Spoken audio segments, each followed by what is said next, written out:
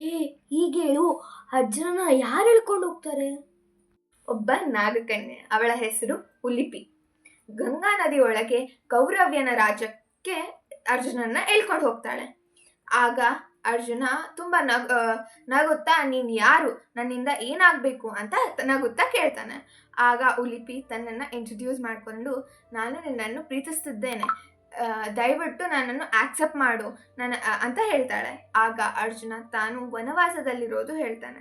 ಆಗ ಉಲಿಪಿ, ರಾಜರೇ, ನಿಮ್ಮ ನಿಯಮ ಎಲ್ಲವೂ ನನಗೆ ಗೊತ್ತು, ಒಂದು ದಿನ ನನ್ನ ಜೊತೆ ಇರಿ ಅಂತ ಕೇಳ್ಕೊತಾಳೆ. ಅದಕ್ಕೆ ಅರ್ಜುನ ಒಪ್ಕೊಂಡು ಆ ರಾತ್ರಿ ನಾಗಲೋಕದಲ್ಲಿನೇ ಇರ್ತಾನೆ. ಆಗ ಅವರು ಮಹಾಬಲವಂತನಾದ ಮಗನಿಗೆ ಜನ್ಮ ಕೊಡ್ತಾರೆ. ಹಾಗೇನಾ? ನಾಗಕನ್ಯರಿಗೆ ಇದು ಸಾಧ್ಯ. ಅರ್ಜುನ ಉಲುಪಿಯ ಮಗನ ಹೆಸರು ಐರಾವತ.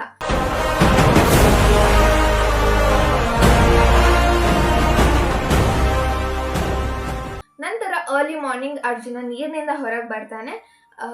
ಆಗ ಉಲಿಪಿ, ನೀನು ನೀರಿನಲ್ಲಿ ಅಜೇಯನಾಗಿರ್ತೀಯ, ಜಲಚರಗಳೆಲ್ಲ ನಿನ್ನ ವಶದಲ್ಲಿರ್ತಾವೆ ಅಂತ ವರ ಕೊಟ್ಟು ಹೋಗ್ತಾಳೆ. ಅಂದ್ರೆ ನೀರಲ್ಲಿ ಅರ್ಜುನನಿಗೆ ಏನ್ ಆಗಲ್ವಾ?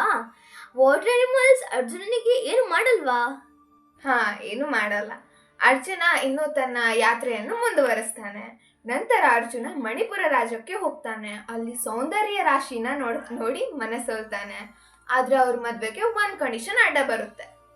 ಹೇ, ಕ್ಲಿಯರ್ ಆಗಿ ಹೇಳು, ಯಾರನ್ನ ನೋಡ್ತಾನೆ? ಏನ್ ಕಂಡೀಷನ್? ಮಣಿಪುರ ರಾಜ್ಯದ ರಾಜ ಚಿತ್ರವಾಹನ, ಅವನ ಮಗಳು ಸೌಂದರ್ಯ ರಾಶಿ ಚಿತ್ರಾಂಗದ. ಅವಳನ್ನ ನೋಡಿ ಅರ್ಜುನ ಮನಸೋತು ಇಷ್ಟಪಡ್ತಾನೆ. ಸೊ ಚಿತ್ರವಾಹನನ ಹತ್ರ ಹೋಗಿ ಹೀಗೆ ಹೇಳ್ತಾನೆ, ನಾನು ಕ್ಷತ್ರಿಯ, ಪಾಂಡುರಾಜನ ಮಗ, ನಾನು ನಿನ್ನ ಮಗಳನ್ನ ಇಷ್ಟಪಡ್ತಿದ್ದೇನೆ, ನಮಗೆ ಮದುವೆ ಮಾಡಿಕೊಡಿ ಅಂತ ಕೇಳ್ತಾನೆ. ಆಗ ಚಿತ್ರವಾಹನ, ನಮ್ಮ ವಂಶದಲ್ಲಿ ಪ್ರಭಂಜನ ಅನ್ನೋ ರಾಜ ಇದ್ದ, ಅವನಿಗೆ ಸಂತಾನವಿರಲಿಲ್ಲ. ಅದಕ್ಕೆ ಘೋರವಾದ ತಪಸ್ಸು ಮಾಡಿ ಶಿವನನ್ನು ಮೆಚ್ಚಿಸಿ ಒಬ್ಬೊಬ್ಬ ಮಕ್ಕಳ ಸಂತಾನವನ್ನು ಪಡೆಯೋ ವರ ಪಡೆದುಕೊಂಡ.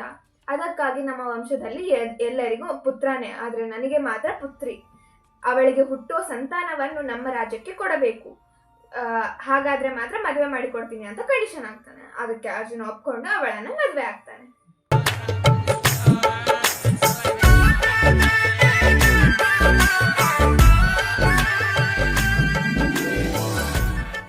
ಅಲ್ಲೇ 3 ವರ್ಷ ಅವಳ ಜೊತೆನೆ ಇರ್ತಾನೆ. ಅವಳು ಪ್ರೆಗ್ನೆಂಟ್ ಆದ ತಕ್ಷಣ ಚಿತ್ರವಾಹನನ ಅನುಮತಿ ತಗೊಂಡು ಮತ್ತೆ ತನ್ನ ಯಾತ್ರೆಯನ್ನು ಮುಂದುವರಿಸ್ತಾನೆ. ಹಾಗೆ ಎಲ್ಲ ದಕ್ಷಿಣ ಸಮುದ್ರ ತೀರ್ಥಯಾತ್ರೆಗಳಲ್ಲಿ ಸ್ನಾನ ಮಾಡ್ತಾನೆ.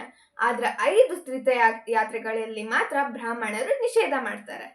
ಆಗ ಅರ್ಜುನ ತಪಸ್ವಿಗಳಿಗೆ ಕೈ ಜೋಡಿಸಿ ಕೇಳ್ತಾನೆ, ಯಾಕೆ ನಿಷೇಧ ಮಾಡ್ತಿದ್ದೀರಾ ಅಂತ. ಆಗ ತಪಸ್ವಿಗಳು, ಇಲ್ಲಿ ಭಯಂಕರವಾದ ಮೊಸಳೆಗಳಿವೆ ಅಂತ ಹೇಳ್ತಾರೆ. ಆಗ ಅದಕ್ಕೆ ಸೊಲ್ಯೂಷನ್ ಕಂಡುಹಿಡಿಬೇಕಂತ ಒಂದು ತೀರ್ಥಯಾತ್ರೆಯಲ್ಲಿ ಸ್ನಾನ ಮಾಡೋಕೆ ಅರ್ಜುನ ಹೋಗ್ತಾನೆ.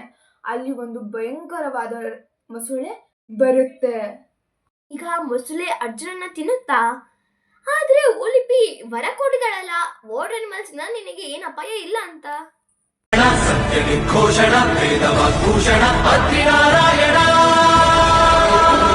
ವಿಶ್ವ ಪರಿಪೋಷಣ ವಿಭುಧ ಪರಿತೋಷಣ ಚಕ್ರಕರ ಭೂಷಣ ಪದ್ಮಕರ ಲೋಚನ ಪಾಪರಿಮೋಚನ ಅದ್ರಿನಾರಾಯಣ.